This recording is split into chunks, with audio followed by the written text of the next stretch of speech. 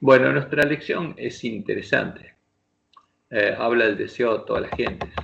Pero ¿cuál es el deseo de todas las gentes? Entonces, cuando vamos a nuestra lección, fíjense, empieza así. Lección 12 para el 20 de marzo de 2021. El deseo de todas las gentes. ¿Y qué aparece aquí?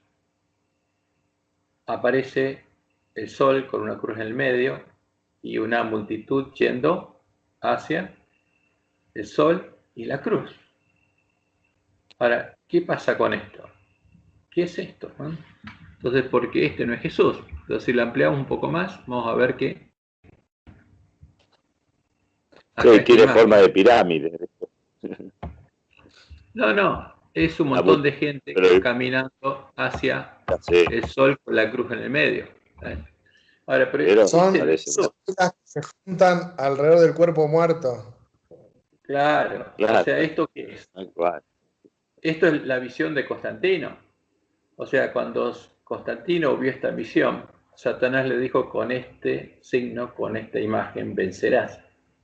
Entonces, ¿por qué? Porque si todos los hombres van hacia el sol es Baal, y la cruz es un símbolo también de Baal. Entonces, ¿a quién estaría adorando? A Satanás. Fíjense que la profecía de Ezequiel 8 dice lo siguiente, que el cuarto paso de la apostasía sería que los varones ancianos estarían entre la entrada del templo de Jehová y el altar, y dando la espalda al templo de Jehová, y mirando ¿qué cosa? Para el altar y para el sol, porque en el templo de Jehová el pueblo cuando entraba le tenía que dar la espalda al sol, porque está puesto, siempre se disponía de ese modo, en el desierto y en Jerusalén. Entonces, pero cuando el pueblo entraba al atrio, le daba la espalda al sol. ¿Pero qué estarían haciendo? Se habrían dado vuelta, le estarían dando la espalda al templo de Jehová, y estarían mirando para el sol. Ahora, si uno mira, uno se para, por ejemplo, vamos aquí. Vamos a buscar, a ver, alguna imagen que tengamos del santuario, algún dibujito del santuario. Está acá.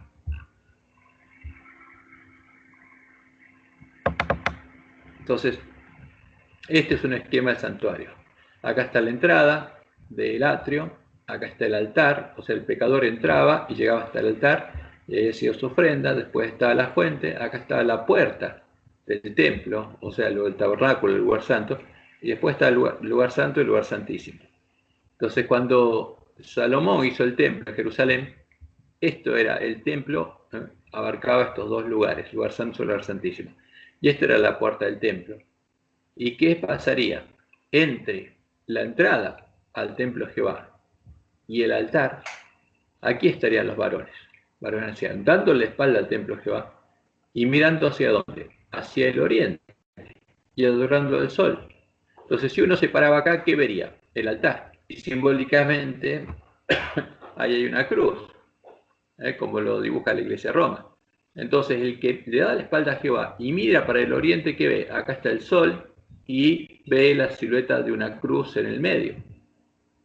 Eso es lo que estarían viendo los que le hubieran dado la espalda a Jehová. Entonces, este símbolo que implica que toda esta gente le dio la espalda a Jehová y está adorando ¿a quién? Al sol, postrándose hacia el oriente. ¿A quién está adorando? No a Jehová, sino al príncipe de este mundo. Ahora, esto es parte del cumplimiento de la profecía, porque el pueblo de Dios fue llamado ¿a qué? Fíjense, a entender la profecía, especialmente el pueblo adventista. ¿Para qué? Porque la profecía del altar se cumplió cuando Jesús murió. Y cuando Jesús murió y se cumplió la profecía del altar, todo el resto de la profecía que era simbólica se transformó en las cosas reales. Y se abrió un camino. Hay un camino para llegar a la presencia de Dios. O sea, cuando esta profecía se cumplió, la del altar, de todos los sacrificios, se abrió un camino para que el pueblo pudiera ser lavado en la verdadera agua que ya estaba disponible, que es la justicia de Cristo, y vestido con la ropa del Cordero, poder entrar a donde el Cordero moraba con su Padre, porque el Cordero tomó nuestro lugar acá para que nosotros podamos entrar a la presencia de Jehová. Entonces, el que viene acá tiene que entrar a la presencia de Jehová y tiene que entrar por la puerta, recorrer el camino angosto hasta llegar a ser puesto en la mesa de los panes a proposición, porque este es el símbolo de la proposición de Dios. panes sin levadura ungidos con aceite. Ahora, pero en vez de estar recorriendo el camino angosto, entrando por la puerta estrecha, Satanás nos tendría a nosotros mirando de cosa, a una cruz acá. Pero el pueblo de Dios cree que Jesús murió y sigue adelante, no se queda ahí. Porque tiene que ser lavado, tiene que entrar por la puerta, tiene que recorrer el camino angosto hasta llegar a la cima del monte Sión. ¿Dónde está justamente? ¿Dónde murió Jesús? Fuera del templo de Dios, en el lugar donde tienen que morir los pecadores, donde están los gentiles, acá. Ahora, si nosotros nos quedamos acá, nos quedamos con los gentiles, que como dice la profecía de Apocalipsis, se habrían apoderado del atrio, estarían ofreciendo en el atrio sacrificios a su Dios, al sol. Entonces, pero el pueblo de Dios tiene que, por supuesto, entender que el Cordero de Dios murió. Y por la fe en ese Cordero, en su justicia, puede entrar a la casa de Dios y recorrer el camino angosto hasta ser hecho parte de la iglesia triunfante y ser puesto en la cima del monte Sión, con pan sin levadura, reflejando plenamente la imagen de Jesús, como los 144.000 que van a tener el nombre de Dios y el Cordero escrito en la frente. En cambio, los gentiles, ¿dónde van a estar? En el atrio. ¿Y qué van a estar haciendo? Adorando a su Dios. ¿Y cuál es su Dios? Este es el Dios de los gentiles. Este no es el Dios de Israel. Este es el Dios de los gentiles. Y este es justamente una compañía de idólatras gentiles que está adorando al sol. ¿Y cómo le llaman? Cristo. ¿Y cuándo empezaron a llamarlo Cristo? En el tiempo de la apostasía. Por ello, este no es el deseado de toda la gente del que habla la Biblia. Este es el deseado de los lobos de Babilonia. Es el falso Jesús, este es el anticristo, no es el Jesús verdadero. Entonces, bueno, uno lo ve en la acción de la escuela sabática y es triste verlo, pero es lo que Dios dijo. Entonces, esto es parte de las abominaciones que nosotros veríamos cuando abriéramos los ojos, porque estamos viendo al Dios de Babilonia siendo reflejado en nuestras lecciones. Y no solamente en imágenes de este tipo, sino en imágenes filosóficas, porque siempre se nos está presentando no a Jehová, sino otra cosa. Bueno, pero volvamos a nuestra lección. Entonces, como lo venimos estudiando, porque eso era lo importante, nosotros tenemos que llegar a ver que la profecía de Isaías habla de nuestra generación especialmente, y fue dada para nosotros, o sea, se enfoca cuando venía en la primera generación, cuando Jesús viniera, y especialmente en la última generación. En el pueblo que recibió la misión de prepararle el camino a la segunda venida del Mesías, el pueblo cuya identidad profética empezó a ser definida en la ley de Moisés, el pueblo que fue llamado a ser, porque esa es nuestra misión, la simiente de la mujer, porque la simiente de la mujer no es solo Jesús, Jesús es el primogénito.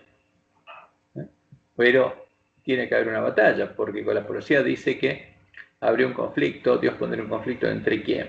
Entre la serpiente y la mujer, y entre la simiente de la mujer y la simiente del dragón, los hijos de Satanás, y habría un conflicto. Y en la última generación, justamente la simiente de la mujer, los hijos de la mujer, que vamos a ver cómo Dios lo identifica en Isaías, con el primogénito entre muchos hermanos, con el Mesías, irían a la batalla, vencerían al dragón y a su simiente en la última batalla. Entonces fíjense que todas las profecías se enfocan ahí, en la última batalla. También está identificado en la profecía como el pueblo que no es pueblo, y esto es la ley de Moisés. El primero es Génesis 3:15 y el segundo es justamente el cántico de Moisés del Cordero, donde Dios dice que va a llamar a celos a el pueblo judío con un pueblo que no es pueblo. ¿Y cuándo lo va a llamar a celos? En el tiempo de la última batalla, como dice Daniel 12, en ese tiempo será libertado tu pueblo. Pero antes que sea libertado el pueblo de Daniel, tiene que haber un grupo de entendidos que resplandezca y enseñe la justicia a la multitud. Ese es el pueblo que no es pueblo, ¿no? Al que Dios identifica de ese modo, hablando de la iglesia, los sellados de la iglesia remanente, de la iglesia adventista. Y hay otra identificación que es en Daniel 2, que es la piedra cortada no con mano. ¿Por qué? Porque cuando la imagen, la gran imagen de Baal estuviera formada y pues hubiera sido puesta en pie, estuviera una piedra cortada no con mano, que va a desmenuzar la gran imagen de Baal de la última batalla y se va a transformar en un monte que cubrirá toda la tierra. Va a ser una gran multitud. Y también en Daniel 12 se identifica a el pueblo adventista, a los seguidores adventistas, como los entendidos que resplandecerán y enseñarán la justicia a la multitud en la última batalla. Entonces toda la profecía está apuntando ¿a quién? A ese pueblo, es una revelación importante para ese pueblo.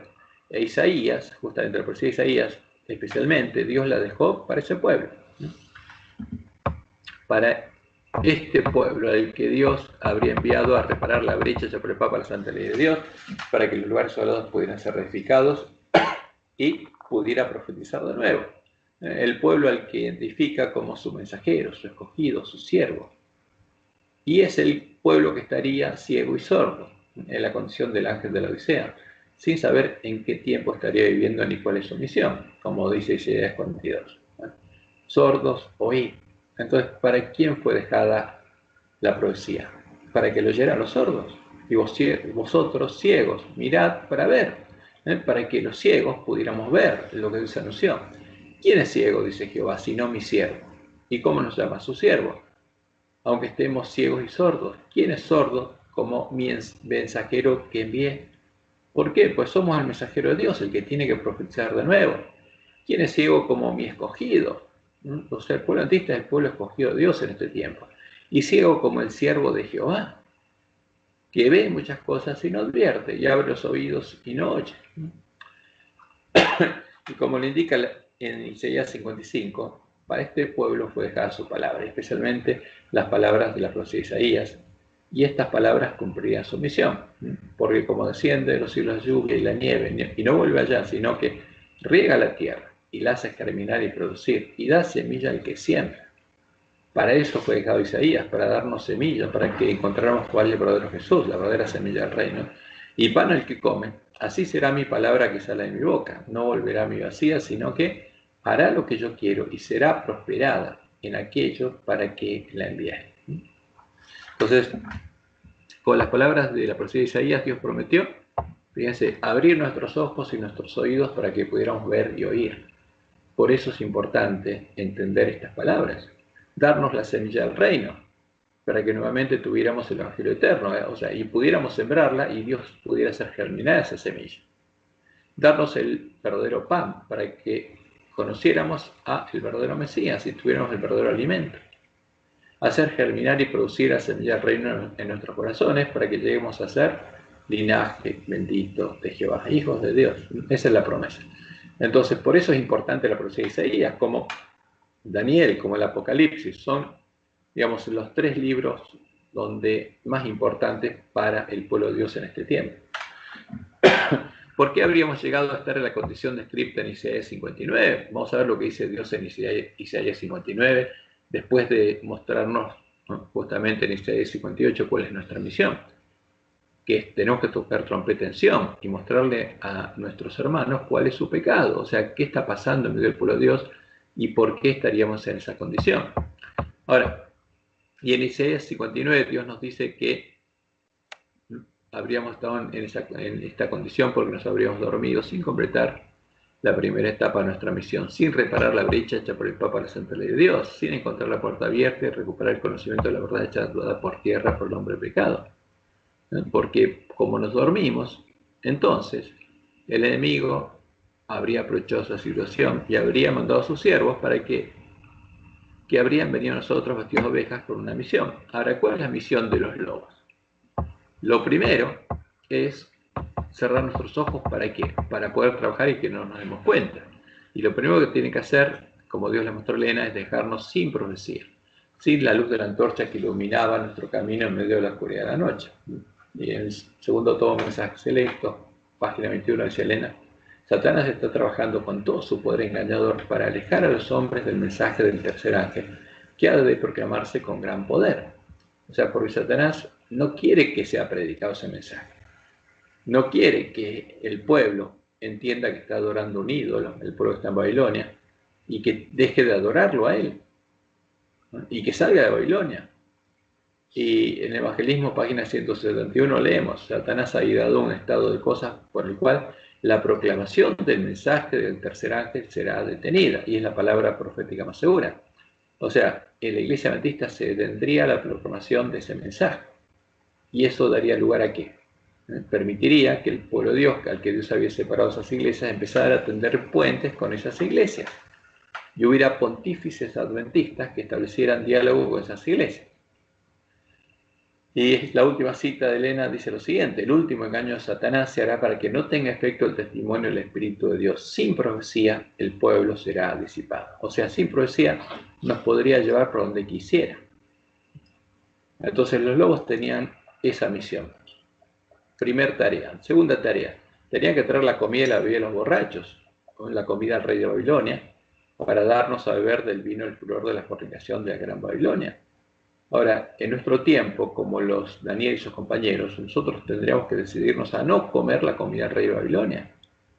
Pero habría siervos malos que estarían comiendo y bebiendo con los borrachos, y comerían de esa comida, esa bebida, y se la darían al pueblo. Y por eso Dios necesita siervos fieles que le den otro alimento a su pueblo. Las palabras de la profecía, como Dios dijo, que nos va a dar el pan necesario para poder crecer. Y los lobos tendrían que sembrar la semilla de la cizaña en nuestros corazones, en todo el campo de padre y familia. Y por supuesto, cuando nos despertáramos, eso ya habría pasado. Tendría que poner al falso Jesús, al que es la puerta ancha y el camino espacioso. Falta una vaca.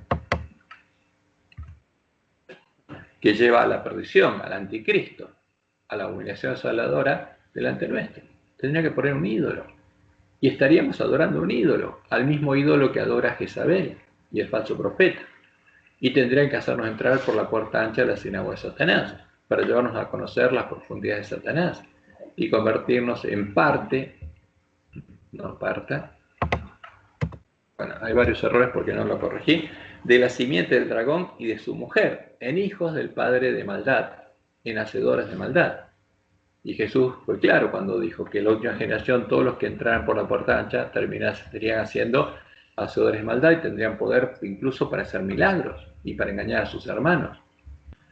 Y la tarea también que tienen los lobos es impedir que la iglesia remanente sea sembrada la verdadera semilla del trigo, porque cuando empezara a ser sembrada tendrían que arrancarla, ¿no? Y que una parte del pueblo antista llegue a ser parte de la simiente de la mujer, que lo vencerá en la última batalla, que lleguen a ser parte de la iglesia triunfante. Ahora, por eso los lobos están en medio nuestro. Y no vienen de paseo, vienen a trabajar y se esfuerzan por hacer lo que Satanás le mandó a hacer. Y Jesús dijo que en el tiempo de nuestra prueba, cuando nos empezáramos a despertar, por sus frutos reconoceríamos la presencia de los lobos vestidos de ovejas en nuestro medio. Y esos frutos son evidentes en estas lecciones de la escuela sabática sobre Isaías, ¿no? Y es claro, en las que encontramos lo siguiente. Primero, un silencio absoluto sobre las profecías de Isaías sobre la reedificación de los lugares asolados, la misión que identifica al pueblo antista, porque Isaías se enfoca en eso, como leemos en Isaías 58:12. Y los tuyos edificarán las ruinas antiguas, los cimientos de generación y generación levantarás, y será llamado reparador de portillos. Esa es nuestra misión, reparar la brecha hecha por el Papa, restaurador de calzadas para habitar, para que el pueblo de Dios sepa cuál es la puerta angosta y recorra ese camino angosto que lleva a la vida. Entre por la puerta estrecha y recorre el camino angosto que lleva a la vida, porque ese es el camino que tiene que recorrer. Y por supuesto, como estos capítulos hablan directamente de eso, y es ignorado olímpicamente y se nos lleva al pasado o al futuro. Por eso lo que usan es lo que siempre usaron los lobitos. Usan el preterismo y el futurismo para desviar nuestra vista. Y la otra cosa que logramos, lo observamos, es la presencia en nuestras lecciones de la bandera negra de los paganos, con las imágenes de los dioses paganos que llevaron los apóstatas a la iglesia primitiva, las imágenes a las que adoran Jezabel y sus siervos, los lobos vestidos de ovejas, los profetas de Baal. Ahora, y por esos frutos es evidente que en medio nuestro están los lobos. ¿Quiénes son? Los encargados de hacernos adorar al falso Jesús, los que se denominan la compañía de Jesús. O sea, pero nosotros sabemos que son la compañía del falso Jesús, la compañía de la puerta ancha y el camino espacioso que lleva a la perdición. Por eso lo que tenemos frente a nosotros es que no es el deseo de toda la gente, es el deseo de toda la gran Babilonia. Es el deseo del Papa y de los lobos. Las imágenes que aparecen en nuestras lecciones, cosa que Dios nos mandó no hacer ni honrar, no son imágenes del verdadero Jesús, el verdadero deseado de toda la gente, es anunciado en la profecía, sino son cosas sacrificadas a los ídolos, son imágenes del anticristo, las imágenes con las que los paganos adoraban y adoran a Satanás.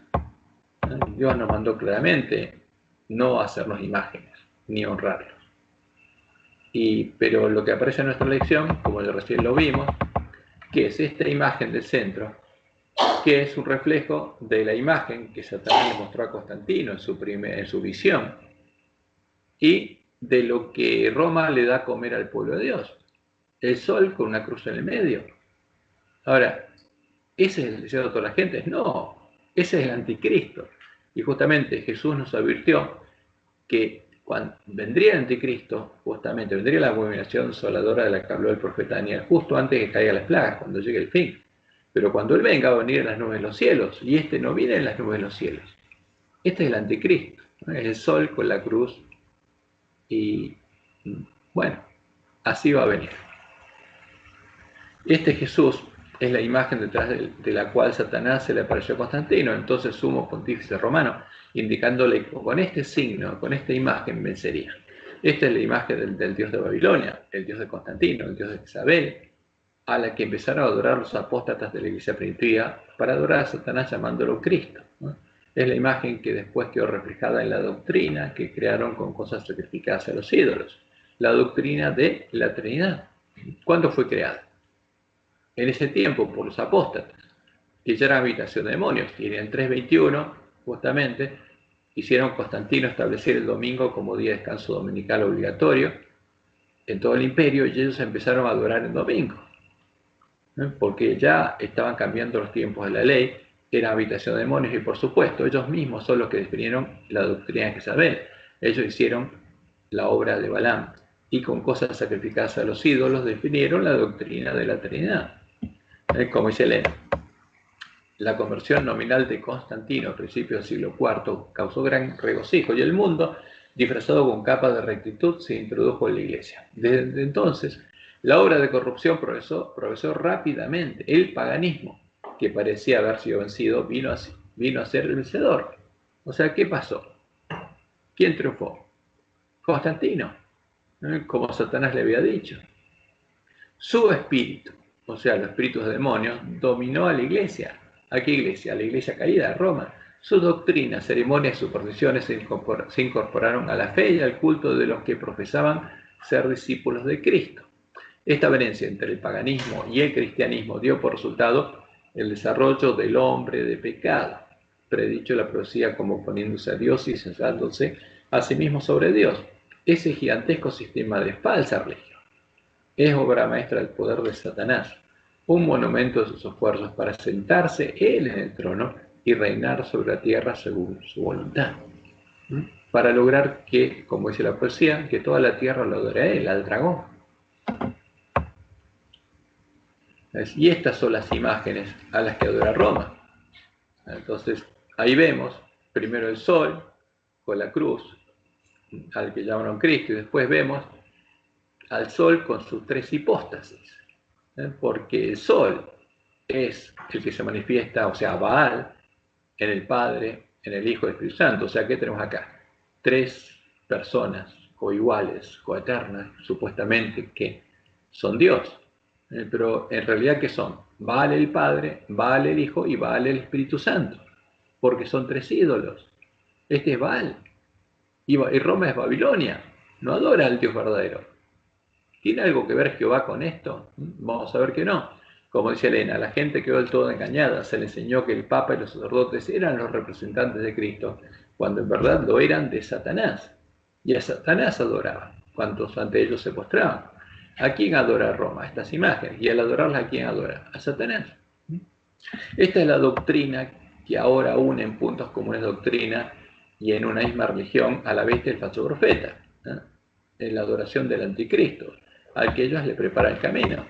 Entonces, como dice Elena, no podemos ver cómo la iglesia romana puede exonerarse de la acusación de idolatría, adora un ídolo.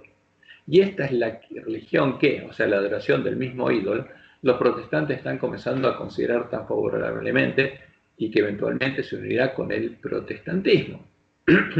¿Y a qué adoraría? A lo mismo que Roma. ¿Y pasó eso? Sí. el 14 de febrero de 2010, la bestia y el falso profeta anunciaron en público se habían unido en puntos comunes de doctrina para adorar a quién, a Jesús y al Dios la Trinidad, de acuerdo a las definiciones de los primeros concilios ecuménicos de la Iglesia de Roma. Ahora, y eso que aparece a la derecha, ¿qué es? Es un cuerpo muerto, un cadáver. Como Jesús dijo, cuando no es Jesús, Jesús no quedó en una cruz. Los que están en el atrio adorando una cruz y adorando esa imagen, ¿quiénes son? Los gentiles. El verdadero pueblo de Dios sabe que Jesús resucitó, no está ahí, ese no es Jesús, ese es Satanás, un cuerpo muerto, ¿no? Y que esos son los gentiles adorando a Satanás. Ahora, como Dios le mostró a Elena, en esta época, después cuando llegue el fin, sea predicado el fuerte pregón, aparecerá el anticristo como si fuera el Cristo verdadero. Y entonces la ley de Dios será completamente invalidada en las naciones de nuestro mundo. La rebelión contra la santa ley de Dios habrá llegado a su completa maduración, pero el verdadero director de toda esta rebelión es ¿quién? Es Satanás, vestido como ángel de luz. Los hombres serán engañados y lo exaltarán al lugar de Dios y lo deificarán. Ahora, porque viene ahí Satanás, pero justo antes que haya las plagas. ¿Y qué pasa? Pero la omnipotencia se interpondrá contra las iglesias apóstatas que se unen para exaltar a Satanás. O sea, cuando se unen puntos comunes de doctrina, ¿qué tienen ahí en esos puntos comunes de doctrina? Justamente las doctrinas por las que ellos definen una imagen de Satanás y adoran a Satanás. Y se pronunciará la sentencia, por lo cual en un solo día vendrán sus plagas, muerte, llanto y hambre, y será quemada con fuego, porque poderoso es Dios el Señor que la juzga.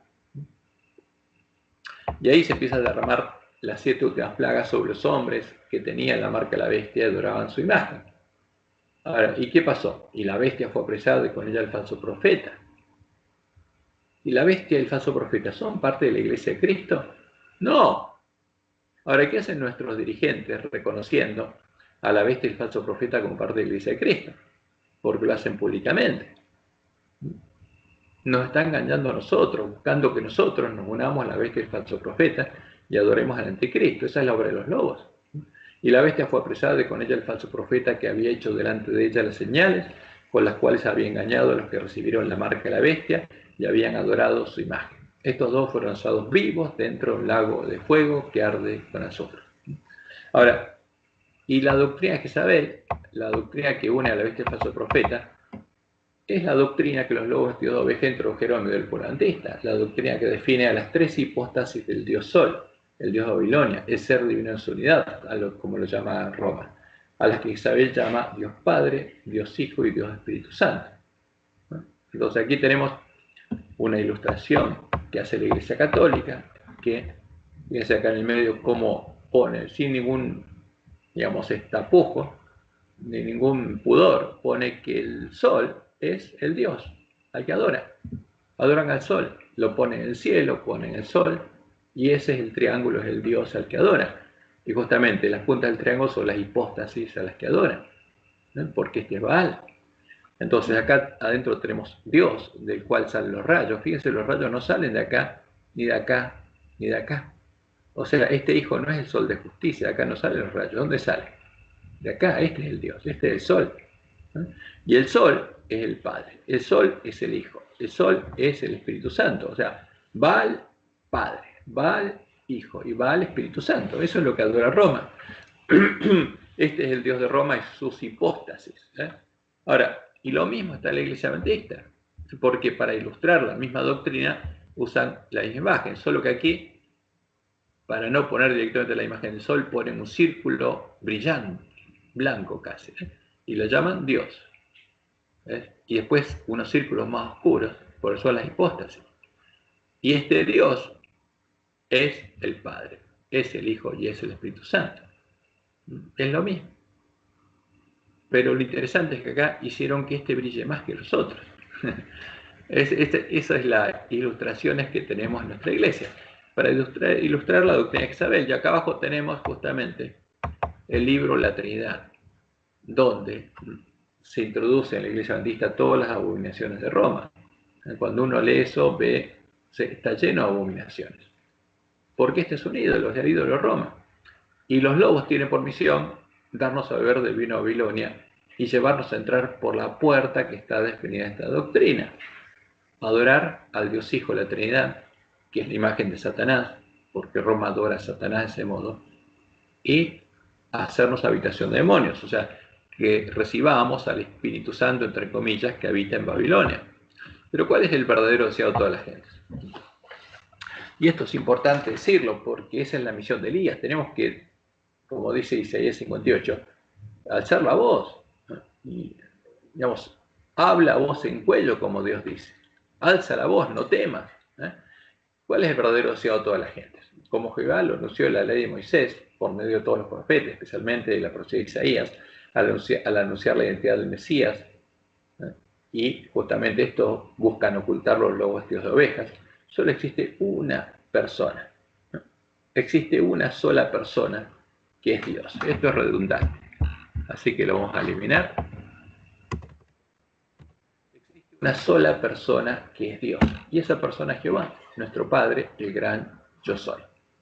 Entonces, como leemos en el Cántico de Moisés, Deuteronomio 32, versículos 3 al 6, porque el nombre de Jehová proclamaré, engrandeced a nuestro Dios, Él es la roca, cuya obra es perfecta, porque todos sus caminos son rectitud, Dios de verdad y sin ninguna iniquidad en Él, es justo y recto, la corrupción no es suya. Entonces, ¿por qué se habla de la corrupción? Porque Dios estaba perdonando a su pueblo, estaba cargando sus pecados, tenía que pagar por eso.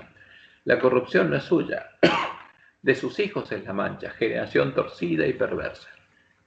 Y dice el cántico, así pagáis a Jehová, pueblo loco e ignorante, ¿no Él es tu Padre que te creó?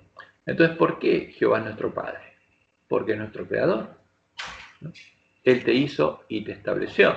Entonces, en la palabra de Dios, Jehová es nuestro Padre porque es nuestro Creador. En la doctrina de Roma, y especialmente el credo de Nicea, había un Dios Padre porque era el que engendró un Dios Hijo, no a nosotros. Y ese Dios Hijo sería nuestro Creador. Eso es lo que dice la doctrina de Jezabel. Ahora, ¿pero quién es Jehová? Es nuestro Padre, es nuestro Creador. Él nos hizo. Como dice en Isaías también, nos formó con sus manos. Él nos formó con sus manos. Y en Deuteronomio 32, del 11 al 12, leemos: como el águila que excita su nidada, revolotea sobre sus polluelos, sus pollos, extiende sus alas, los toma, los lleva sobre sus plumas. Jehová solo le guió. ¿A quién? Al pueblo de Israel, de Egipto a Canaán. Y con él no hubo Dios extraño. O sea, ¿quién guió a Israel de Egipto a Canaán? Jehová, nuestro Padre. Y con él no había otro. Y en Deuteronomio 32, 39 dice: ved ahora, y nos dice a nosotros, abran los ojos y vean, que yo soy, yo, una persona singular. Nos habla en primera persona singular. Soy una persona. Y no hay dioses conmigo. Yo hago morir y yo hago vivir, yo hiero y yo sano, y no hay quien pueda librar con mi mano. O sea, esto es lo que dice la ley. ¿Y qué dicen los profetas? Por ejemplo, Isaías. Isaías 43, del 10 al 12. Vosotros sois mis testigos, dice Jehová, y mi siervo que yo escogí, para que me conozcáis y creáis y entendáis que yo mismo soy. ¿A quién le habla? A nosotros, los que tenemos que entender y tenemos que predicar y ser sus testigos. El siervo al que Dios llama. Antes de mí, dice Jehová, no fue formado Dios, ni lo será después de mí. Yo Jehová, y fuera de mí no hay quien salve. O sea, ¿hay alguien que nos pudiera salvar? ¿Había alguien que nos pudiera salvar aparte de Jehová, nuestro Padre? ¿Había un Dios Hijo? No. Dice claramente, fuera de mí no hay quien salve. Dice, yo anuncié. ¿Quién? Jehová, nuestro Padre. Dice él, y yo salvé, e hice oír. Y no hubo entre vosotros Dios ajeno. Vosotros pues sois mis testigos, dice Jehová, que yo soy Dios y soy una persona singular, primer persona singular. Y en Isaías 44, del 6 al 8, y esto es importante, son las palabras que repite Jesús, para decirnos que Él es Jehová. Así dice Jehová, Rey de Israel y su Redentor. O sea, Él es nuestro Rey y es nuestro Redentor, y es nuestro Padre. Jehová de los ejércitos, yo soy el primero y yo soy el postrero, y fuera de mí no hay Dios. Ahora, ¿qué dice él? Yo soy el primero y yo soy el postrero, y fuera de mí no hay Dios. ¿Qué dice Roma? Que hay un Jesús que es hijo de un Dios Padre. Ahora, ¿pero qué dice Jesús en Apocalipsis? Yo soy el alfa y el omega, El principio y el fin, el primero y el último. Y el Jesús de Roma no lo puede cumplir. ¿Por qué lo puede cumplir el verdadero Jesús? Porque Él es Jehová. Él es nuestro Dios y nuestro Padre. Por eso dice, yo soy la raíz de David, soy el padre de David, y soy el hijo de David, soy el linaje de David. Y termina diciendo Jehová, no hay Dios sino yo, no hay fuerte, no conozco ninguno. Ahora, esta es la palabra de Dios, ¿es verdad o es mentira? Por supuesto que es verdad. No hay otro Dios aparte de Jehová, y Él es una persona singular. No hay fuerte, Él no conoce a ninguno. ¿Conoce Jehová nuestro Padre a otras personas que sean Dios y fuertes como Él? Evidentemente no. ¿Conoce a un Dios Hijo y a un Dios Espíritu Santo? Evidentemente no. Para afirmar lo contrario es necesario ocultar estos claros, así dice Jehová. Porque Él dice que no. Y este claro testimonio de la ley y los profetas nos muestra que, primero, Jehová, nuestro Dios y Padre, no es parte de una trinidad o triada de dioses. El Dios de la Trinidad y todos sus componentes son ídolos, porque no tiene nada que ver con Jehová. El único Dios verdadero es Jehová y todos los otros son ídolos. Y a los que no creen a los que creen la doctrina de la Trinidad, evidentemente, aún no les ha amanecido. ¿Por qué? Porque lo que creen es contrario a la ley y el testimonio de los profetas. ¿Quién es el verdadero Mesías entonces? Y es evidente que es Jehová el Señor, el Dios fuerte, el Padre eterno. Él se haría hombre para salvarnos. Como leemos en Isaías 9:6, porque un niño nos es nacido, hijo nos es dado, y el principado sobre su hombro, y se llamará su nombre admirable, consejero, Dios fuerte, Padre eterno, príncipe de paz. Él sería el príncipe de paz. Ahora, ¿quién es el Dios fuerte? Jehová, es el Padre eterno. Él se haría príncipe de paz. No hay otro Dios aparte de Jehová. Y Isaías 40, del 3 al 5, es claro, vos clama el desierto, esto es lo que haría Juan. Preparad camino ¿a quién? A Jehová, enderezad calzada en la soledad, a nuestro Dios. Todo valle sea alzado y bájese todo monte y collado, y lo torcido se enderece y lo áspero se allane, y se manifestará la gloria de Jehová, y todas carnes juntamente la verán. Porque el Mesías es Jehová hecho hombre, él sería el príncipe de paz. Como dice Pablo, ese es el misterio de la piedad. Y en Isaías 25:9 nos dice lo que van a decir los que esperen la segunda venida y lo vean venir a las nubes de los cielos. Y se dirá en aquel día, aquí, este es nuestro Dios, le hemos esperado y nos salvará. Este es Jehová a quien hemos esperado. Nos gozaremos y nos alegraremos en su salvación. El verdadero Jesús es Jehová. El Jesús de la Trinidad es un ídolo. A la ley y al testimonio, si no dijeren conforme a esto, es porque no les ha amanecido. Ese es el problema. Y por esa causa, en la profecía de Isaías, Dios anunció que cuando escucháramos el clamor de medianoche y pudiéramos ver la diferencia entre el que sirve a Dios y el que no le sirve, para empezar a recorrer el camino angosto que lleva la vida, deberíamos deshacernos de todos nuestros ídolos. Ahora, por supuesto, Dios sabía lo que iba a pasar, por eso lo anunció, por todos sus profetas. Isaías 30, del 18 al 23. Por tanto, Jehová esperará para tener piedad de vosotros. ¿A quién está hablando? A la última generación de su pueblo, a nosotros. Y por tanto, será exaltado teniendo de vosotros misericordia, porque Jehová es Dios justo. Bienaventurados todos los que confían en Él. Ciertamente, el pueblo morará en Sión, en Jerusalén. ¿Dónde? En los lugares asolados está hablando. Nunca más llorarás. El que tiene misericordia se apiadará de ti. Al oír la voz de tu clamor, te responderá. Cuando clamáramos a Él, entraría el hombre en la escobilla, como Dios le mostró a Mila en su sueño y le mostró a Elena. Bien que os dará el Señor pan de congoja y agua de angustia. Con todo, tus maestros nunca más te serán quitados, sino que tus ojos verán a tus maestros. Entonces, tus oídos oirán a tus espaldas palabra que diga: este es el camino, andad por él.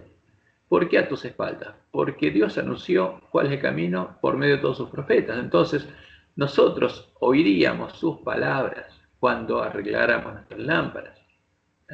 Y esa palabra nos mostraría: este es el camino, dice, andad por él. Y no echéis a la mano derecha ni tampoco torzáis a la mano izquierda. Entonces, ¿qué pasaría cuando escucháramos estas palabras? Nos daríamos cuenta que estamos adorando ídolos. Pero esta parte, el versículo anterior, se lee en nuestra iglesia, pero el resto no. Entonces, ¿qué dice Jehová? Profanarás la cubierta de tus esculturas de plata y las vestiduras de tus imágenes fundidas de oro, porque estaríamos adorando ídolos. ¿Y qué dice? Las apartarás como trapo asqueroso, como la inmundicia que son. Sal fuera, les dirás. ¿A quién? A los ídolos que tenemos. ¿Y cuáles son? El Dios, la Trinidad y sus hipóstasis. El Dios Padre, el Dios Hijo y el Dios Espíritu Santo de la Trinidad, que son ídolos, que no tienen nada que ver con Jehová, ni con el verdadero Mesías, ni con el Espíritu de Jehová el Señor. Son ídolos. Son los ídolos de Babilonia. Sal fuera, les dirás. Cuando nos hiciéramos de sus ídolos, entonces dará, ¿quién? Jehová el Señor, lluvia en tu sementera, cuando siembres la tierra, porque tendríamos que haber recuperado la semilla que nos daría su palabra, y dará pan del fruto de la tierra y será abundante y pingüe. Entonces, fíjense que es claro. ¿Y cuáles son nuestros ídolos? Lo que está en nuestra lección y en nuestras creencias fundamentales son ídolos. Es la suciedad de la basura que los lobos trajeron de afuera. Y leemos en Isaías 35:8. Y habrá allí calzada y camino y será llamado camino de santidad, porque empezaremos a recorrer el camino angosto, pero no pasará inmundo por él, sino que el mismo Jehová estará con nosotros, con ellos. El que anduviere en este camino, por torpe que sea, no se extraviará. Y eso es lo que Dios nos dice. Eso es lo que nos dice Isaías. Tendremos que poner línea sobre línea lo que Dios le dice a la última generación. Y en Isaías 59 tenemos la promesa a la última generación. La profecía de Isaías 58 empieza mostrándonos que el pueblo que tendría como misión reedificar los lugares asolados, el pueblo de la iglesia remanente, necesitaría que le anuncien cuál es su rebelión y cuál es su pecado, dado que habrían dejado la ley de su Dios y estarían ciegos, para que se arrepintieran y sus oraciones pudieran empezar a ser contestadas por Dios. La profecía de Isaías 59 continúa mostrándonos el estado en el que estaría el pueblo de Dios, el pueblo adventista. ¿Y qué leemos en Isaías 59? He aquí, no se ha cortado la mano de Jehová para salvar, ni se ha agravado su oído para oír. ¿Qué es lo que pasa? Entonces, ¿por qué Dios no contesta? ¿Por qué las vírgenes están desnudas? Pero vuestras iniquidades han hecho división entre vosotros y vuestro Dios, y vuestros pecados han hecho ocultar de vosotros su rostro para no oír. Ahora, ¿qué pasa si estamos orándole al Dios de Babilonia? ¿Va a contestar Jehová? No. Por eso necesitamos oír el mensaje de Elías, porque vuestras manos están contaminadas de sangre y vuestros dioses de iniquidad. Vuestros labios pronuncian mentira. O sea, ¿qué enseñamos? ¿La verdad o la mentira? Habla maldad vuestra lengua. No hay quien clame por la justicia. ¿Por qué? Porque todos se creerían ricos, nos creeríamos ricos. No hay quien clame por la justicia, nadie clama, un rico no cita nada. Ni quien juzgue por la verdad. Confían en vanidad y hablan vanidades, consiguen maldades y dan a luz iniquidad. Incuban huevos de áspides. ¿Por quién puso esa semilla? La serpiente. Y tejen telas de arañas. El que comiere sus huevos morirá. O sea, el que comiere de la comida, de la mesa, de los borrachos, morirá, no vivirá. Y si los apretaren, saldrán víboras. Por eso el ángel lo decía, desventurado, miserable, pobre, ciego, está desnudo. Sus telas no servirán para vestir. ¿Y cómo está el ángel de la Odisea? Vestido. Todo lo que se hace en la iglesia no sirve. ¿Por qué? Porque son cosas sacrificadas a los ídolos. Ni de sus obras serán cubiertos. Sus obras son obras de iniquidad. Como Jesús dice, hacedores de maldad. Y obra de rapiña está en sus manos. Sus pies corren al mal. Se apresuran para derramar la sangre inocente. ¿Por qué? Porque vamos a ver, como Dios lo dijo, los que comen y beben de la mesa de los borrachos van a perseguir y golpear a sus hermanos. Sus pensamientos de iniquidad, destrucción y quebrantamiento de sus caminos. No conocieron camino de paz, ni hay justicia en sus caminos. Sus veredas son torcidas. Cualquiera que por ellas fuere, no conocerá paz. Y es terrible esta descripción. Ahora, pero esto es lo que Dios dice pasaría con su pueblo. ¿Y cuál es su pueblo? Nosotros. ¿No? Como dice Isaías 59, por esto se alejó de nosotros la justicia. ¿Y quién es la justicia? Dios mismo se alejó de nosotros. Y no nos alcanzó la rectitud. Esperamos luz y aquí tinieblas, resplandores y andamos en la oscuridad. Ese es el ángel de la Odisea. Palpamos la pared como ciegos y andamos a tientas como sin ojos. Tropezamos a mediodía como de noche. Estamos en lugares oscuros como muertos. No tenemos vida. Gruñimos como osos todos nosotros y gemimos lastimeramente como palomas. Esperamos justicia y no lo hay. Salvación y se alejó de nosotros. Porque nuestras rebeliones se han multiplicado delante de ti y nuestros pecados han atestiguado contra nosotros. Porque con nosotros están nuestras iniquidades y conocemos nuestros pecados. Y eso es un problema muy delicado. Porque cuando conocemos, tenemos que actuar y tenemos que arrepentirnos. Y si no, prevaricamos. El prevaricar y mentir contra Jehová y el apartarse de en pos de nuestro Dios. ¿Para seguir a quién? A otro. El hablar calumnia y rebelión, concebir y proferir de corazón palabras de mentira. Y el derecho se retiró y la justicia se puso lejos, porque la verdad tropezó en la plaza y la equidad no pudo venir. Y la verdad fue detenida. ¿Qué teníamos que hacer nosotros? Buscar y encontrar la verdad. Pero fue detenida y el que se apartó del mal fue puesto en prisión. ¿Por qué? Porque la iglesia se va a perseguir al que se aparte del mal. Y lo vio Jehová y desagradó sus ojos porque pereció el derecho en medio de su pueblo. Y vio que no había hombre, o sea, que no había quedado ninguno despierto y en la condición de Filadelfia. Y se maravilló que no hubiera quien se interpusiese. ¿Por qué? Porque los lobos avanzaron tranquilamente y lo salvó su brazo y le afirmó su misma justicia. Pues de justicia se vistió como de una coraza. Entonces, ¿qué pasó? Cuando llegaremos a esa condición, Dios actuaría y se vestiría de justicia como de una coraza, con yelmo de salvación en su cabeza. Tomó ropas de venganza por vestidura y se cubrió de celo como de manto. ¿Por qué? Porque Él va a actuar en contra de los que hicieron que su pueblo llegue a esta condición, como para vindicación, como para retribuir con ira a sus enemigos. O sea, ¿quiénes harían esto? El enemigo que entró en el campo de padre familia y dar el pago a sus adversarios. El pago dará, dice, a los de la costa. ¿Y por qué los identifica así? A los de Babilonia, porque esta es la obra de los de Babilonia. Cuando su pueblo llegara a estar en esta condición, la condición del ángel de la Odisea, Jehová actuaría. ¿Por qué daría su pago a los de la costa? Porque ellos, los habitantes del mar y de sus costas, Jezabel y sus siervos, serían los responsables del estado de su pueblo, porque ellos le habrían dado a beber al pueblo de Dios del vino, el furor de la fornicación de la gran Babilonia. Y por eso habría caído, porque el mensaje del segundo ángel dejó de ser verdad presente cuando Dios llamó a su pueblo. Ahora, si Babilonia le daba a beber de ese vino al pueblo adventista, este mensaje volvería a ser verdad presente.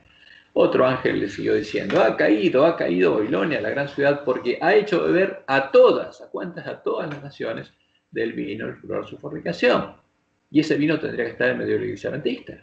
Tendría que estar la comida y la bebida de los borrachos.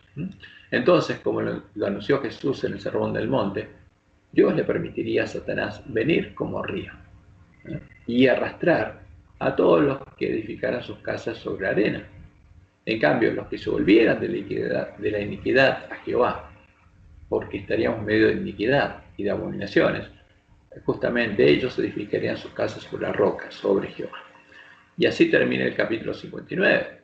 Y temerán desde el occidente el nombre de Jehová, y desde el nacimiento del sol su gloria, porque su nombre es su gloria, y su pueblo tiene que tener escrito este nombre en su frente, porque vendrá el enemigo como río. ¿Cómo que viene? A producir el falso radiamiento, simulando ser el Espíritu de Dios. Mas el Espíritu de Jehová levantará bandera contra él, y va a haber una batalla. ¿Dónde? En medio de su pueblo. Y vendrá el Redentor a Sión, y a los que se volvieren de la iniquidad en Jacob, dice Jehová. Y este será mi pacto con ellos, dijo Jehová. El espíritu mío, no el espíritu del enemigo, el espíritu mío que está sobre ti, y mis palabras que puse en tu boca, no faltarán de tu boca, ni de la boca de tus hijos, ni la boca de los hijos de tus hijos, de los hijos de tus hijos, dijo Jehová, desde ahora y para siempre, cuando él se levantara para pelear por su pueblo. Y enfrentaría al enemigo que habría venido como río a su pueblo. Y todos los que edificaran su casa sobre la roca, ninguna casa caería, pero las otras caerían. Y en Isaías 60 encontramos la promesa de Dios a Jerusalén. O sea, ¿quién es Jerusalén? En la profecía es la esposa del Cordero. Y vamos a ver lo que Dios le dice. Desde el tiempo en el que habrían sido echados por tierra al lugar santuario de Dios, el templo y la ciudad de Dios en el nuevo pacto. Y la verdad, Jerusalén no habría vuelto a tener hijos y no habría vuelto a existir un pueblo que conociera a su Dios. Pero en la última generación volvería a tenerlo. Jerusalén volvería a dar a luz, aunque, como siempre, en la angustia del alumbramiento. Isaías 60, del 1 al 3. Levántate, resplandece, porque ha venido tu luz y la gloria de Jehová nació sobre ti. Porque aquí que tinieblas cubrirán la tierra y descubrirán las naciones, mas sobre ti amanecerá Jehová y sobre ti será vista su gloria. Esa es la promesa al pueblo de Dios, el pueblo que está en la condición de la Odisea. Y andarán las naciones a tu luz y los reyes al resplandor de tu nacimiento. Ahora, esta promesa no es nueva, se empezó a cumplir en Jesús, el primogénito entre muchos hermanos, y es la promesa hecha por Dios a los 144.000 sellados de su pueblo, a las primicias de la gran multitud de los hombres que en la última generación serán hechos parte del templo y la ciudad de Dios. Porque como Jesús dice, al que venciere, le haré columna en el templo de mi Dios, y escribiré sobre él el nombre de mi Dios, y el nombre de la ciudad de mi Dios, la Nueva Jerusalén, porque va a ser hecho parte de la ciudad de Dios.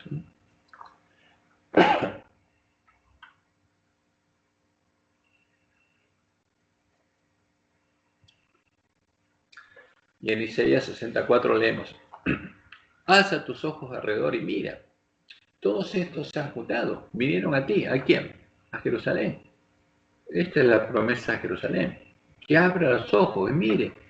Es porque hacía tiempo que no tenía hijos y ahora de golpe va a tener hijos. Tus hijos vendrán de lejos y tus hijas serán llevadas en brazos. Entonces verás y resplandecerás. Se maravillará y ensanchará tu corazón, porque se haya vuelto a ti la multitud del mar y las riquezas de las naciones hayan venido a ti. Este es el fruto del fuerte pregón. Primero va a haber 144.000 que van a estar en Sión, en la Sión, monte Sión, en Jerusalén, y después la multitud del mar va a salir de Babilonia y va a correr a Jerusalén y va a entrar por sus puertas. Y este será el resultado de la predicación del fuerte pregón del mensaje del tercer ángel. Los de la costa, el pueblo que está en medio de la gran Babilonia, una gran multitud, esperará a Jehová. Esa es la promesa de Dios. O sea, Babilonia ataca a su pueblo y Dios responde, llamando al pueblo que está en Babilonia. Y una gran multitud va a salir de Babilonia. Isaías 60, de 8 en adelante. ¿Quiénes son estos que vuelan como nubes y como palomas a sus ventanas? Ciertamente a mí esperarán los de la costa, dice Jehová. ¿Quiénes? Los de Babilonia.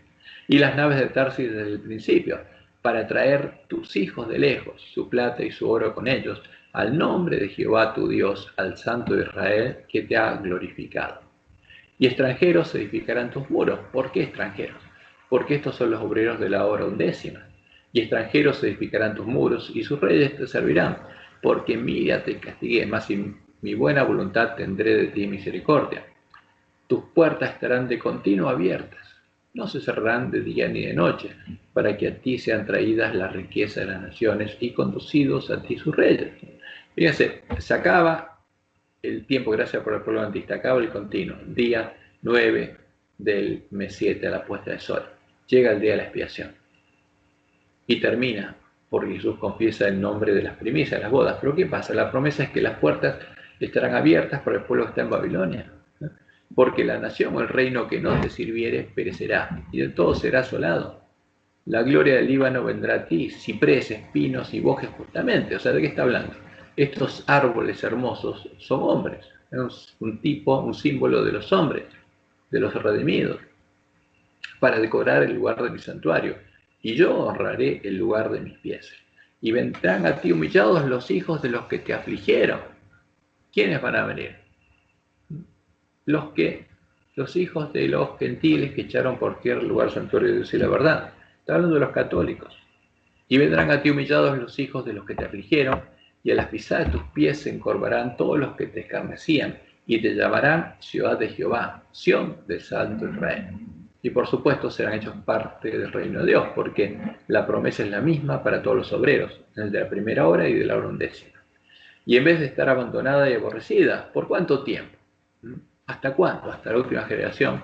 Tanto que nadie pasaba por ti, haré que seas una gloria eterna, el gozo de todos los siglos. Y mamarás la leche de las naciones, el pecho de reyes mamarás, y conocerás que yo, Jehová, soy el Salvador tuyo y Redentor tuyo, el fuerte de Jacob.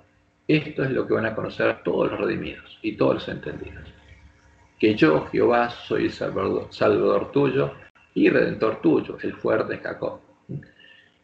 Y en vez de bronce, dice Jehová, traeré oro, y por hierro plata, y por madera bronce, y en lugar de piedras hierro, y pondré paz por tu tributo y justicia por tus opresores. Nunca más se oirá en tu tierra violencia, destrucción ni quebrantamiento en tu territorio, sino que a tus muros llamarás salvación y a tus puertas alabanza. El sol nunca más te servirá de luz para el día, ni el resplandor de la luna te alumbrará, sino que Jehová te será por luz perpetua, y el Dios tuyo por tu gloria. No se pondrá jamás tu sol, ni menguará tu luna, porque Jehová te será por luz perpetua, y los días de tu luto serán acabados. Y esta es la promesa que en el Apocalipsis Dios le hace a la Nueva Jerusalén. Es la misma promesa a la iglesia triunfante. Son las mismas palabras, como leemos en Apocalipsis 21, 22 al 27. Y Juan dice, cuando vio la Nueva Jerusalén, dice, y no viene ya templo, porque el Señor, Dios Todopoderoso, es el templo de ella. Porque los redimidos son los que habitan al abrigo del Altísimo, no es un edificio.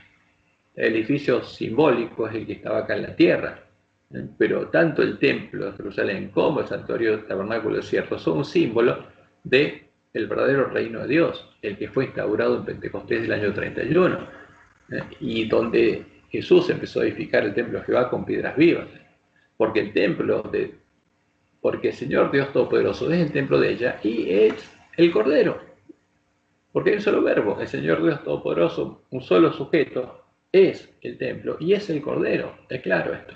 La ciudad no tiene necesidad de sol ni de luna que brillen en ella, porque la gloria de Dios la ilumina y el Cordero es su lumbrera. Y las naciones que hubieran sido salvas andarán a la luz de ella, y los reyes de la tierra traerán su gloria y honor a ella. Sus puertas nunca serán cerradas de día, pues allí no habrá noche, y llevarán la gloria y la honra de las naciones a ella. No entrará en ella ninguna cosa inmunda, por eso hay que ser limpiado, ¿no?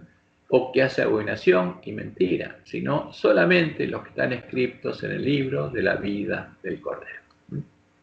Y la promesa de Dios a las primicias de los sellados, a los primeros llevados a Sión en la última generación, es que en el día de la batalla el pequeño vendrá a ser 1000, el menor un pueblo fuerte. Entonces esa es la promesa para nosotros. Por eso Dios nos manda a buscar a nuestros hermanos, en primer lugar, porque la primera cosecha se hace en la iglesia adventista. Y después, con el poder de la lluvia tardía y el testimonio de un carácter semejante al de él, viene el resto. Isaías 60, 21, y tu pueblo, todos ellos serán justos. ¿Va a haber alguno que no sea justo? No. Todos son justos, todos son panes y levadura. Para siempre heredarán la tierra, renuevos de mi plantío. Mis hijos, dice Jehová, obra de mis manos, para glorificarme. El pequeño, el más pequeño, 144.000, vendrá a ser 1000. El menor, un pueblo fuerte. Yo, Jehová, a su tiempo, haré que esto sea cumplido pronto. Ahora, esta es la promesa de Dios, y es el gozo puesto delante de los 144.000. O sea, primero, la salvación de las ovejas perdidas de la casa de Israel, y después la gran multitud que va a salir de Babilonia, y la promesa es que el pequeño vendrá a ser 1000, el menor un pueblo fuerte, ¿no? Y esa promesa se va a cumplir, porque esta es la palabra profética más segura. Y después de esta promesa, en Isaías 61, Dios establece cuál es la misión de Jesús y nuestra misión. Y es importante. Y en nuestra lección, por supuesto, se la pasa por arriba. Cuando inició su ministerio, Jesús leyó solo las primeras palabras de la profecía de Isaías 61 que definían su misión, anunciando que en ese tiempo iba a comenzar el año de la buena voluntad de Jehová, anunciando que el reino de los cielos, el reino de Dios, se había acercado.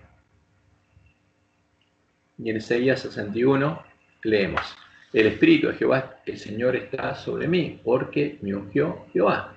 O sea, ¿con qué fue ungido Jesús, el Mesías? Con el Espíritu de Jehová el Señor, con la presencia de Jehová el Señor. ¿Por qué es el Espíritu de Jehová? La presencia de Jehová. Jehová estaba morando en el Mesías. Por eso Jesús decía: el Padre que mora en mí, Él hace las obras. Me ha enviado. Por eso Jesús era su mensajero, a predicar buenas nuevas a los abatidos, a vendar a los quebrantados de corazón, a publicar libertad a los cautivos y a los presos, apertura de la cárcel. Por cuanto Jesús muriera, seríamos redimidos de la esclavitud del pecado y podríamos salir de la esclavitud y volver a entrar en la casa de Dios y nacer de Dios, como hijos de Dios, a proclamar el año de la buena voluntad de Jehová. Habría un periodo, que es el tiempo de gracia, en el que la puerta estaría abierta, la puerta del reino de Dios estaría abierta, y empezó en el Pentecostés del año 31, y se cerraría ¿cuándo? Cuando llegue el fin, en el fuerte pregón. Por eso es a proclamar el año de la buena voluntad de Jehová y el día de la venganza al Dios nuestro. Ahora, el día de la venganza es cuando caigan las plagas, después de que llegue el fin. Pero Jesús paró ahí y no siguió. ¿Por qué? Porque esa es la parte de su misión. Él tenía que venir a anunciar la llegada del año de la buena voluntad de Jehová, morir por nosotros y explicar a los discípulos del Evangelio y sembrar la semilla del reino en el corazón de ellos, y después tenía que ir al cielo para empezar su nuevo ministerio en Pentecostés. Ahora, ¿y qué pasa con el resto de la profecía de Isaías? ¿Y cómo se cumple? Se cumpliría en la última generación. Pero ¿qué pasó? ¿Qué predicaba Jesús? Como leemos en Marcos 1, 14 y 15. Después que Juan fue encarcelado, Jesús vino a Galilea predicando el Evangelio del reino de Dios. Porque el año de la buena voluntad de Jehová es el tiempo cuando la puerta del reino de Dios está abierta y cuando Dios llama a sus hijos y cuando sus hijos tienen que ejercer el ministerio de la reconciliación, diciendo: el tiempo se ha cumplido. ¿Qué quiere decir? El tiempo para el establecimiento del reino de Dios se ha cumplido, va a ser establecido ahora. El reino de Dios se ha acercado, arrepentíos y creed en el Evangelio. Y ese mismo Evangelio es el que tenemos que predicar nosotros, el Evangelio del reino de Dios, y es el que primero tenemos que vivir para ser hechos parte del templo de la ciudad de Dios. Entonces, ¿qué pasó con Isaías 61? No se cumplió en el tiempo de Jesús. ¿Se cumplió con los apóstoles? No. ¿Cuándo se cumpliría? En la última generación, porque se cumpliría el tiempo en el que los lugares asolados serían reedificados. Y claramente Dios está hablando de nosotros. Fíjense Isaías 61:4. ¿Qué dice? Reedificarán las ruinas antiguas. ¿Quiénes? Los que Dios llamó a reedificarlas, el pueblo adventista. Entonces esa es una clara identificación del tiempo en que se cumplía esta profecía. Entonces esta profecía se completaría en el tiempo de la última generación, cuando habría nuevamente un pueblo entendido que habría recuperado el conocimiento de la verdad, que nuevamente conocería a su Dios, a Jehová, y que sería ungido con el Espíritu de Jehová el Señor. Con ellos, los lugares asolados serían reedificados. Y nosotros tendremos que poder decir lo mismo que Jesús, porque tenemos que completar la misión de Jesús. Los hermanos de Jesús tienen que poder decir lo mismo que Jesús. ¿Y qué cosa? El Espíritu de Jehová el Señor está sobre mí, porque me ungió Jehová. Eso van a decir los hermanos de Jesús. Me ha enviado a predicar buenas nuevas a los abatidos, a vendar a los quebrantados de corazón, a publicar libertad a los cautivos y a los presos, apertura de la cárcel, a proclamar el año de la buena voluntad de Jehová. Esa es la misión del primer ángel, que predica el Evangelio eterno, porque ahora tiene de nuevo el Evangelio eterno y lo predica. Y predica cuál es la promesa de Dios y a quién hay que adorar, quién lo va a cumplir. A proclamar el año de la buena voluntad de Jehová y el día de la venganza del Dios nuestro. ¿Qué pasa? Cuidado.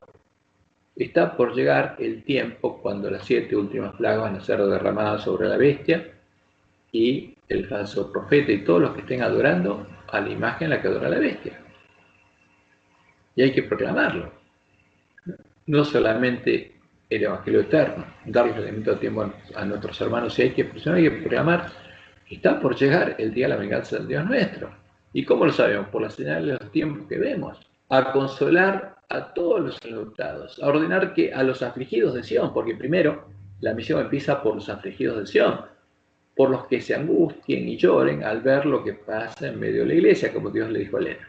A ordenar que a los afligidos de Sión se les dé gloria en lugar de ceniza, óleo de gozo en lugar de luto, manto de alegría en lugar de espíritu angustiado. Y serán llamados, ¿quiénes? Los sellados del pueblo de Dios, los que se angustian y lloran, serán llamados árboles de justicia, árboles cuyo fruto es la justicia, árboles justos, plantío de Jehová, para gloria suya, hijos de Dios. Y fíjense, estos son los que van a reedificar. Reedificarán las ruinas antiguas y levantarán los asolamientos primeros y restaurarán las ciudades arruinadas, los escombros de muchas generaciones. Y esto es lo que quiere impedir Satanás. Y justamente la profecía se enfoca en esto, en nosotros, en la última generación de la iglesia remanente. Y por eso tenemos que darle alimento a tiempo a nuestros hermanos y tocar trompeta en Sión.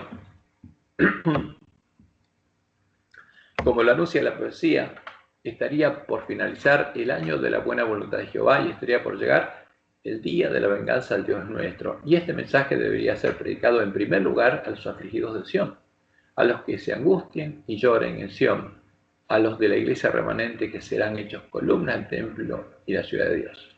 Luego, el mensaje debería dirigirse al pueblo de todas las naciones, a los que serán los obreros de la obra undécima, porque el que escuche y se una al espíritu de la esposa, también predicará el mismo mensaje. Y va a poder decir lo mismo: el espíritu de Jehová está sobre mí porque me ungió Jehová. Y extranjeros, dice la profecía, apacentarán vuestras ovejas. ¿Por qué? Porque se unirán al espíritu de la esposa y serán los obreros de la obra undécima. Apacentarán vuestras ovejas, y los extraños serán vuestros labradores y vuestros viñadores, el pueblo que está en Babilonia. Y vosotros seréis llamados sacerdotes de Jehová, ministros de nuestro Dios seréis llamados. Comeréis las riquezas de las naciones y con su gloria seréis sublimes. ¿Por qué? Porque el pueblo de Dios saldrá de Babilonia. Y a eso Dios llama las riquezas de las naciones. Y con su gloria, ellos también van a reflejar la gloria de Dios. Seréis sublimes. En lugar de vuestra doble confusión y de vuestra deshonra, os alabarán en sus heredades, por lo cual en sus tierras poseerán doble honra y tendrán perpetuo gozo. Porque yo, Jehová, soy amante del derecho, aborrecedor del latrocinio para el holocausto. Por tanto, afirmaré en verdad su obra y haré con ellos pacto perfecto. ¿Con quiénes? Con los que se angustien en Sión, los que llegan a ser sus sacerdotes, sus ministros. Y la descendencia de ellos será conocida entre las naciones. ¿Por qué? Porque esa predicación va a dar fruto.